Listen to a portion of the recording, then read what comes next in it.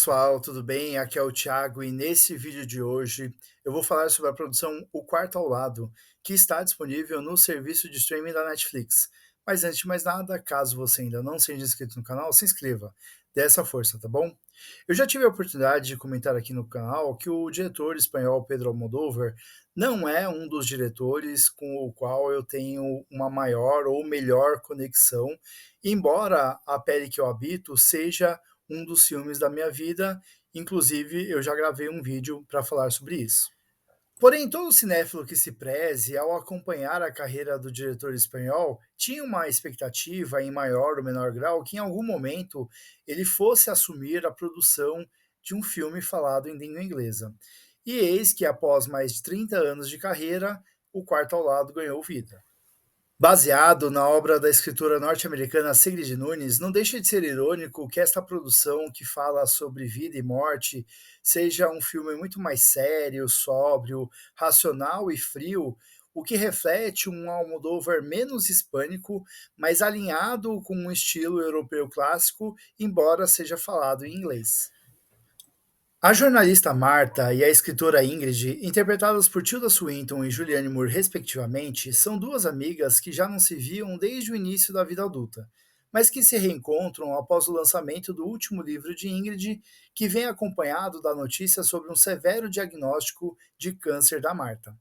Esse encontro fortuito faz com que os laços de amizade sejam retomados, ao ponto da Marta confidenciar a Ingrid o seu desejo de realizar a eutanásia, após os últimos tratamentos não surtirem o efeito esperado, pedindo que a amiga esteja junto a ela quando decidir que é a hora de partir. O roteiro, adaptado pelo próprio Pedro Almodóvar, divide a narrativa em dois blocos bem distintos. Na primeira metade, há todo um envolvimento sobre a retomada da amizade entre a Marta e a Ingrid, logo não é necessário muito investimento de tempo para que a gente perceba que existe muita sinergia, muito respeito e muita admiração entre as duas, apesar de todo o tempo que elas ficaram distantes uma da outra. Nessa passagem, através de alguns pequenos flashbacks, nós acompanhamos alguns episódios da vida da Marta como jornalista de guerra e o fim do relacionamento que ela teve com o pai da sua filha Michelle, que nunca a perdoou por mantê-la afastada dele. Essa primeira parte da narrativa é aquela que o Almodóvar mais se aproxima do seu próprio cinema, embora em um momento menos inspirado, mas que serve para refletir sobre esse paralelo entre as guerras externas que a Marta registrou e as suas guerras internas da sua vida pessoal que ela não soube como domar. E é nessa passagem também que as duas amigas têm as discussões mais profundas e complexas sobre o próprio conceito de existir, a partir do momento que corpo e mente já não estão mais em total sintonia, fazendo com que você se torne uma pessoa diferente do que você era. Já na segunda metade do filme, a partir do momento que as amigas viajam para viverem por 30 dias em uma casa isolada, até que a Marta decida o momento em que ela dará um fim em sua vida, através de um comprimido adquirido pela internet por meios clandestinos, o roteiro parece mais interessado em discutir os detalhes burocráticos da eutanásia. É como se fosse colocado em pé de igualdade a complexa decisão tomada pela Marta, mas de forma que a Ingrid não corresse o risco de ser implicada criminalmente, o que se revela especialmente decepcionante, afinal a narrativa flerta com uma subtrama policial bem capenga. Outro ponto que o roteiro parece não conseguir articular muito bem é a relação entre a deterioração física da Marta por conta da doença com a do próprio planeta Terra, a partir da presença do Damian, personagem vivido pelo John Turturro, um alarmista ativista que palestra sobre os efeitos das mudanças climáticas. Outro aspecto que me chamou bastante atenção e o quarto ao lado foi a utilização das cores, que sempre foi uma marca registrada nos filmes do Almodóvar. Neste filme, especificamente, as cores estão presentes em objetos que fazem parte dos ambientes internos em que as personagens estão inseridas, mas com exceção da cor do quarto da Marta, as demais escolhas me pareceram muito aleatórias, não conseguiram transmitir as verdadeiras intenções do diretor. No entanto, essas escolhas se mostram muito mais reconhecíveis pela roupa dos personagens. Em uma das primeiras passagens, por exemplo, que a gente vê a Marta, ela está vestindo vermelho, como se indicasse morte e perigo, mas que com o passar da narrativa, ela vai assumindo tons mais neutros e opacos, até ela se deixar levar pelos tons de amarelo, que indicam um pouco mais de otimismo e de alegria, deixando o vermelho apenas a cargo do batom.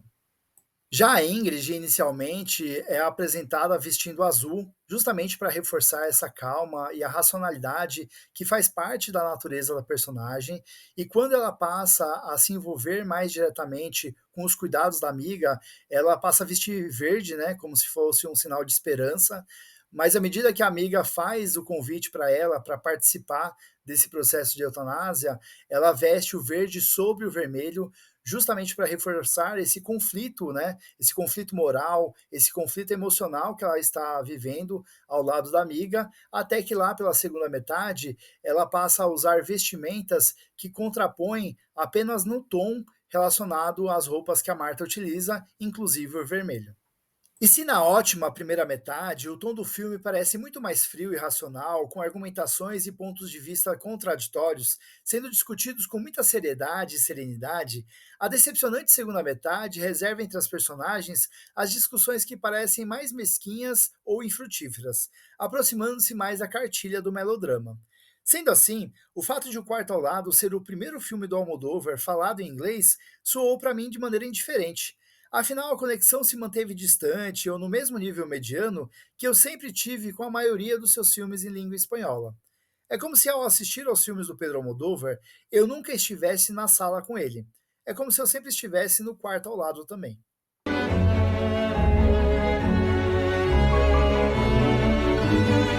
There are lots of ways to live inside a tragedy.